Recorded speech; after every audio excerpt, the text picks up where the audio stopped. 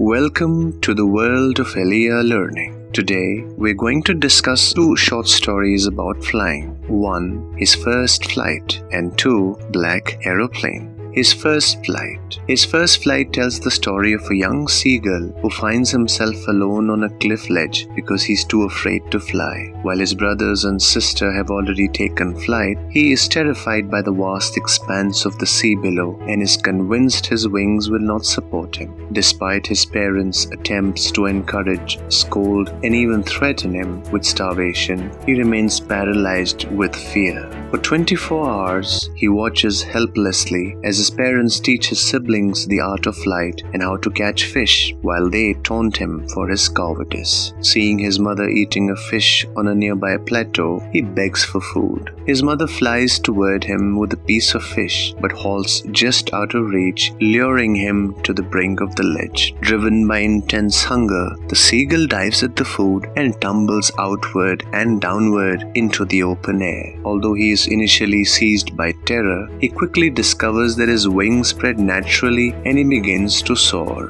His fear turns to joy as he flies over the ocean, joined by his proud family who soar and dive around him. Finally, he lands on the surface of the green sea. Although he is initially frightened and exhausted, sinking slightly until his belly touches the water, he begins to float. His family surrounds him, screaming their praises and offering him scraps of food, marking the successful completion of his first flight.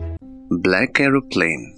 The Black Aeroplane is a story about a pilot who's flying his old Dakota airplane DS-088 from France back to England on a clear night. The pilot was dreaming of his holiday and looking forward to being with his family. He calls Paris Air Control and tells them he's on his way to England. The air control replies and directs him to turn 12 degrees west. He is excited and thinks of the good English breakfast he would have once home. About 150 kilometers ahead of Paris, he suddenly encounters huge storm clouds. They looked like black mountains across the sky. He did not have enough fuel to fly around them, nor was his plane built to fly over them. He thinks of returning to Paris, but ultimately decides to fly straight through the storm. He wanted to get home and have the breakfast which he had planned to have. Once inside the clouds, it becomes completely black, and his aeroplane's compass and radio suddenly stop working, leaving him completely lost. In the midst of this darkness, he spots a mysterious black aeroplane flying next to him. He is overjoyed to see another plane in the storm.